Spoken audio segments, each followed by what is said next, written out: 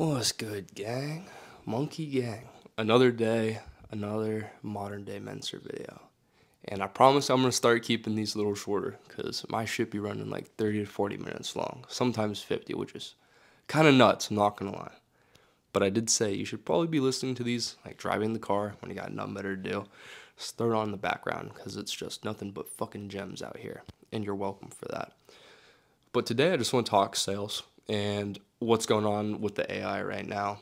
I'm trying to bring you guys along and up to speed with the journey. I've been keeping it really low key because I really didn't want people knowing what was up in that sense of what's actually going on. Like, yeah, it's cool. You can know that I'm working on the AI. I just don't want to get into the nitty gritty of it. But it's getting to that point where I think it's genuinely time to tell people what's going on, how's it working, and how far along the process we are of getting this thing to the point where we can start distributing the product. And yeah, it's still getting worked on heavy, especially on the back end with my buddy Josh. He's working on the back end coding. We fleshed out the AI. It's ripping. We're just doing the UI now, which is the user interface. So we're gonna have a meeting about that tomorrow. And in the meantime, I'm still cold calling, still trying to generate leads as proof of concept. They're like, hey, this AI works.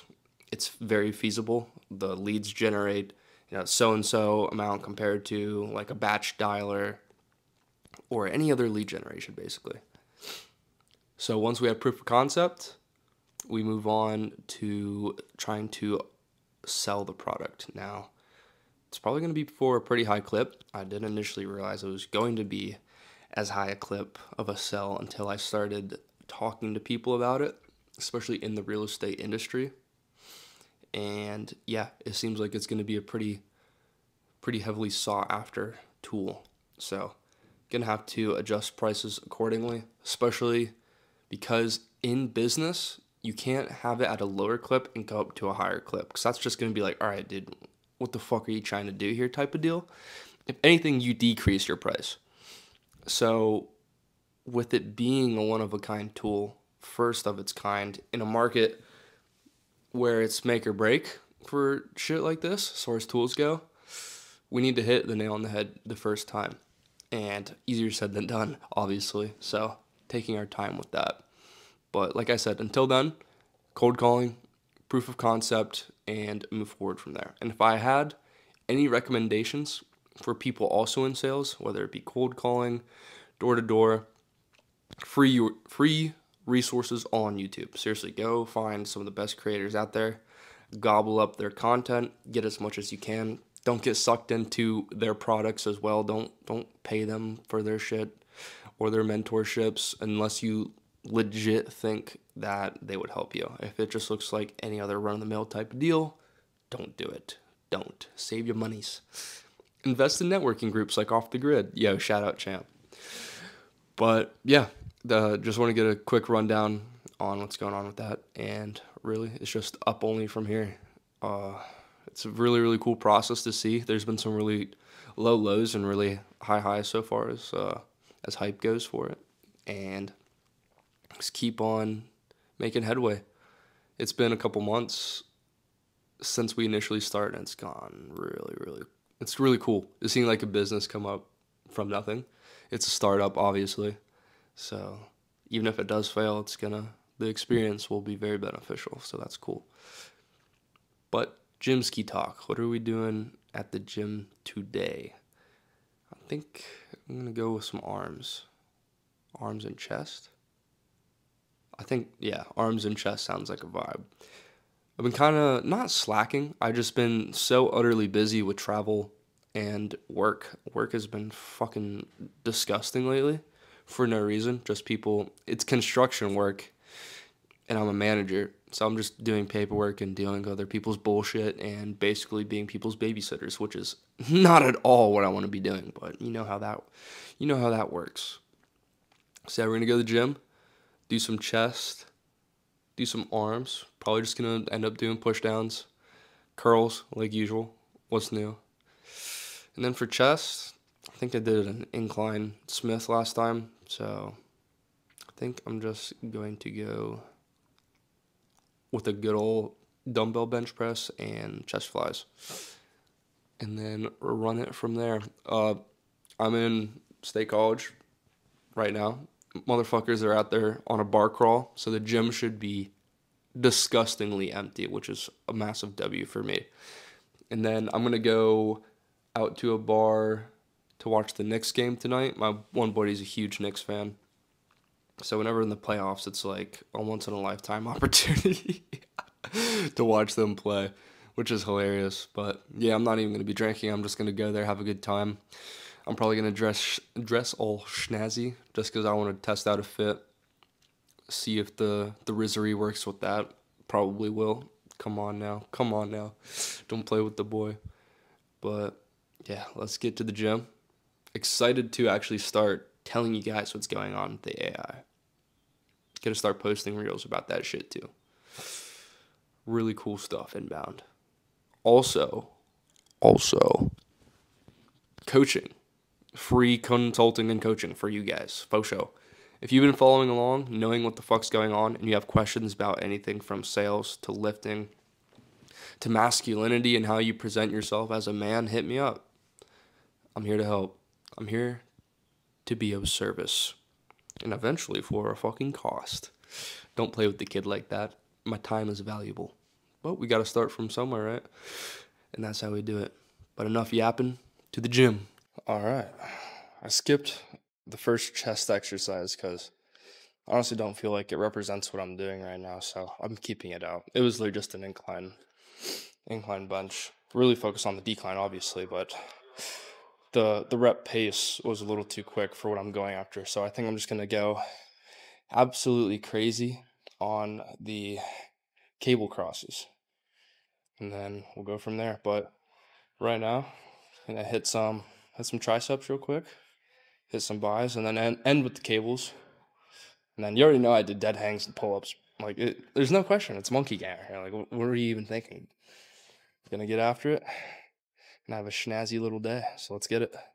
All right, shirt off time. So you guys can actually see how the muscles work when I do these bicep curls, because you're gonna see starting out straight, I'm coming up, I'm supinating, and you can literally see my bicep move now as I'm doing that. It's helping get that peak nice and strong. So we're looking for that in a bicep, as you can see, right at the top. And look like we got some absolute mountains for some arms out here, because we want to look good in our shirts, right?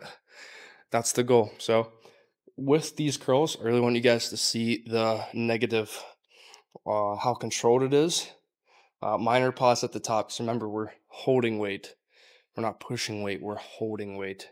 It's a lot different than pushing weight, because when you're just pushing weight, you're throwing it around. I feel like your muscles don't absorb that energy output that you're giving. So by controlling the weight, it's almost like you're sucking in that energy. At least that's how I envision it. So when you are throwing weight around, you're just throwing energy out, not really getting anything back. But when you hold weight, your energy output is coming right back into you. And that's why holding weight is far better than pushing weight. So like I said, I'm going to put the mic down. Really want you guys to see how the muscle reacts and how it moves, and how much better of a pump you're going to get to by holding weight. I'm probably going to shoot for 12 reps. Again, really control the negative. And then onto triceps and cable presses, and then we're out. So let's get it. All right, a little voice over action today. I'm just going to walk you through how we're doing this instead of the text. So right here, I'm rolling my shoulders back, engaging the shoulder blades, and then pushing up through my pinkies with a supinated grip. So that, like I was saying earlier, with the little rotation you have there, you're really hitting the inside as well as the peak of the bicep. You can also see with the side angle, I'm staying pretty consistent as far as 90 degrees goes. Little pause at the top, controlling that negative on the way down. I could even be going a little bit slower here. Yeah, not too shabby. Again, really controlling that negative. Here I'm starting to struggle, so then I'll start to do partials. And easy money.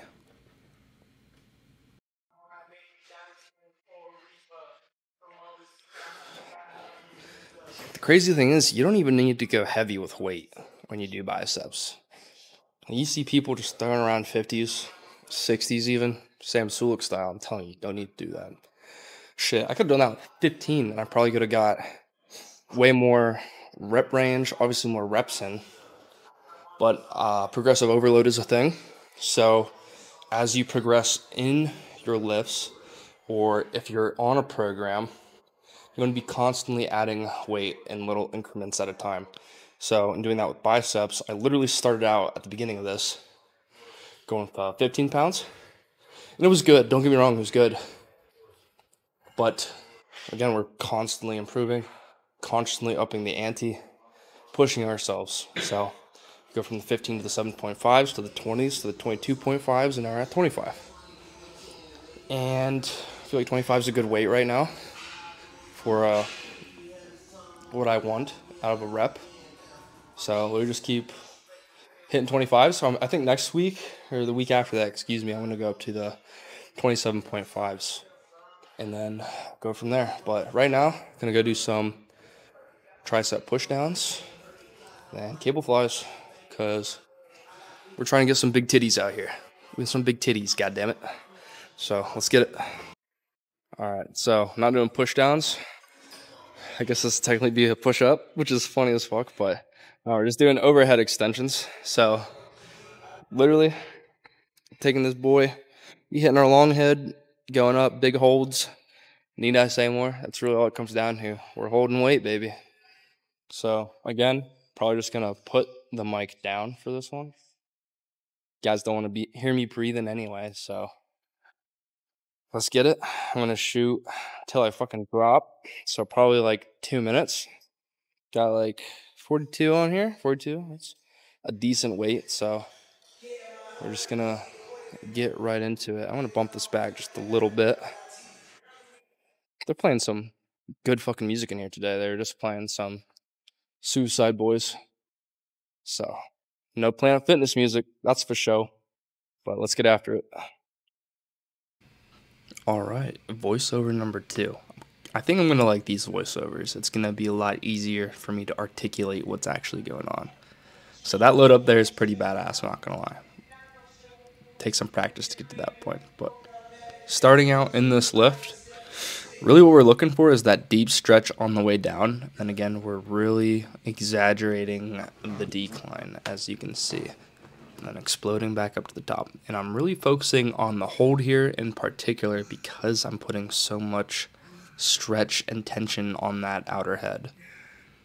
I'm exploding right back to the top. And I'm sure I'm going to talk about the end of this, but the weight part of this, really, I don't think it matters that much. Obviously, you want decent weight, good weight. If I were doing normal push downs, I think I would probably go for like a 60-65 right about now. But for 42s, it's a different movement. Especially being overhead, you might have a harder time stabilizing with the weight. So just do something comfortable. You can already see I'm starting to struggle in this, which is kind of nuts. These different movements really do hit different. Again, I'm still exaggerating the decline, dragging this set out as long as possible, going till failure. I'm really starting to feel the burn on the outside of my tris right now. And I peaked here, so finishing up with the partials. And that's a wrap. Look at that. Look at that deload, baby. Yeah, that's a little different. I've never held weight on an overhead extension before. That was pretty brutal. Dude, that wasn't even like a long set, too. Yeah, it was like a minute 30. So that's pretty crazy, I'm not going to lie. It's pretty ridiculous. But I think I'm just going to go straight into cable presses and then get out of here. So I'm literally just going to set this shit up just like this. I'm going to get her locked and loaded, ready to go. We're ready. Again, nice and controlled, nice and slow. And then we're done. That's literally it. So, yeah, I'm excited. It's coming along nicely. I mean, you guys saw the gains earlier. It's crazy. That's just what happens when you eat right. You're consistent with what you're doing. Discipline in your lifts, particularly for me because I've never lifted like this before. So it's a different ball game entirely. But when you have your mind set on something, stick with it. Not only is that just good for your mental, but it just builds confidence in your ability to execute on what you tell yourself you're going to do. And that's one of the most important things that you can ever do. The two biggest: keep your promises to yourself and the ability to walk away. The ability to walk away is probably the most powerful thing, most powerful tool I have in my arsenal. Whether it be a job, a relationship, a conversation, your ability just to say nope or no and walk away and never look back is the most powerful shit that you can do. The most powerful thing you can do. But like I said, enough yapping. Let's get this shit over with. I'm hungry. I'm actually going to go buy a watch after this. It's literally right down the road. Sick little fashion store, men's fashion store. And I need a nice watch. I saved up for a nice watch, so it's time to go splurge. So let's get it. I think I'm just going to put this on my crew. And yeah, I might have to meet this shit. Sorry, not sorry. So I initially started out basically going parallel with the cables, and I realized quickly this was not getting a good stretch and what I needed out of the lift, so I made an adjustment right here. Actually, I'm gonna stand out.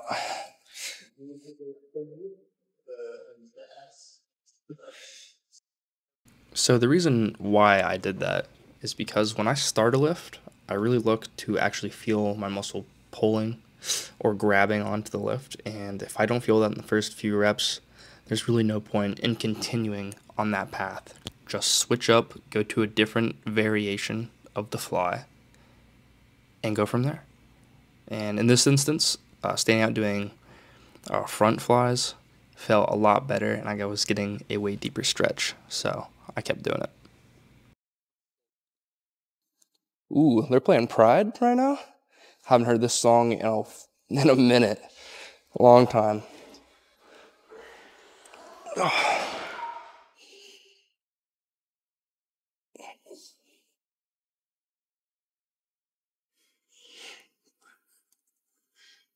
I'm going like a little supinated grip right now.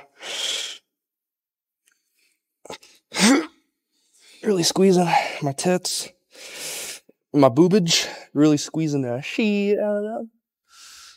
And that goes back to what I always say. You want to feel the muscle grab. And of course I'm doing some partials at the end because I'm toast. Yeah, that's I think that's all she wrote on that one. I'm pretty beat. Time to go get a watch. Maybe I'll bring it along for the journey. Probably not. But I'll take a little snippet and throw it at the end. How about that?